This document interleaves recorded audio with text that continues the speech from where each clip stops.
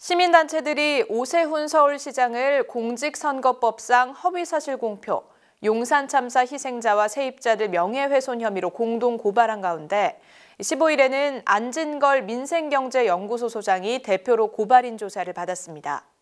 시민단체들은 오세훈 서울시장이 끊임없이 거짓말을 하면서 약자들의 명예를 훼손한 행위는 절대 그냥 넘길 수 없다고 목소리를 높였습니다. 권지연 기자입니다.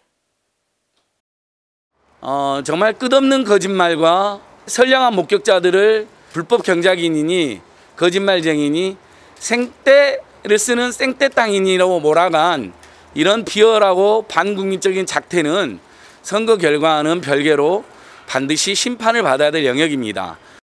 오세훈 서울시장을 내곡동 땅 특혜 의혹과 용산 참사 관련 공직선거법상 허위사실 공표와 명예훼손 혐의로 고발한 시민단체들이 고발인 조사에 앞서 기자회견을 열고 오세훈 시장의 거짓말 논란을 조목조목 따졌습니다. 이들은 이날 고발인 조사를 받는 사안 외에도 오 시장이 지탄받아야 할 거짓말이 또 있다고 주장했습니다. 그중 하나는 오 시장이 선거를 치르는 과정에서 박영선 후보에게 전광훈 씨 집회에 한 번 참석했다고 주장했으나 실제는 한두 번이 아니었다는 겁니다. 전광훈 목사 집회에 한 번 나가서 연설했습니다. 네. 오세훈 시장님을 모시겠습니다. 최악의 대통령 문재인을 대한민국 역사상 최악의 대통령 문재인을 국민의 이름으로 파면한다. 오 시장은 2019년 9월 20일과 10월 3일, 10월 25일에도 전광훈 씨가 판을 깔아놓은 무대에 올랐고 나경원 후보와의 TV토론회에서는 광화문에 한 번도 빠지지 않고 참석했다고 발언했던 겁니다. 상황에 따라 다른 말을 한 것으로 확인되는 대목입니다. 무엇보다 시민단체들은 2005년 내곡동 측량 현장에 오 시장이 참관했다고 증언한 목격자들을 불법 경작인으로 치부하고 해당 증언에 힘을 실은 안고을 식당 대표와 아들을 거짓말쟁이로 모는 행태는 용납할 수 없다고 목소리를 높였습니다.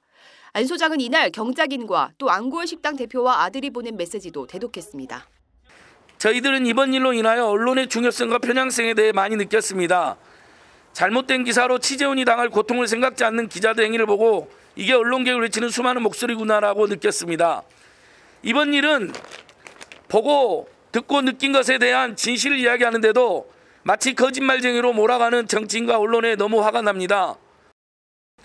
우리 경작인들이 거짓말할 이유가 전혀 없고 오로지 사실대로 이야기한 것뿐이다.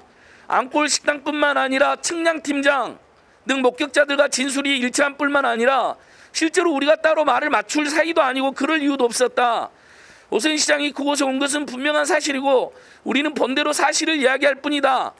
KBS 보도에는 2명이 나갔지만 실제로 확인해 보니 목격자가 최소 3인이었고 측량 이후에 오세훈 시장과 장인어른 운전기사 함께 안골 식당으로 모시고 간 건 역시 분명한 사실이다. 경작인과 측량팀장의 증언에 힘을 실은 공익제보 이후 때 아닌 언론의 포화를 맞은 안고을 식당 대표의 아들은 평화나무를 통해서도 언론개혁의 필요성을 절감한다며 고통을 토로하기도 했습니다. 특히 과거 안고을 식당이 손님의 도박 행위를 제지하지 못해 과징금을 부과받은 정보를 기사화한 조선일보와 이 정보를 유출한 것으로 보이는 국민의힘 김형동 의원 또 서초구청도 비판을 피하지 못하는 상황. 그런 보도를 하는 것은 후보 검증을 제대로 못하게 만드는 요소죠. 그는 결국 정치적으로 본인들이 지지하는 후보라든지 정당에 유리한 환경을 만들기 위해서 힘이랄까요? 그런 걸 이용하는 거죠.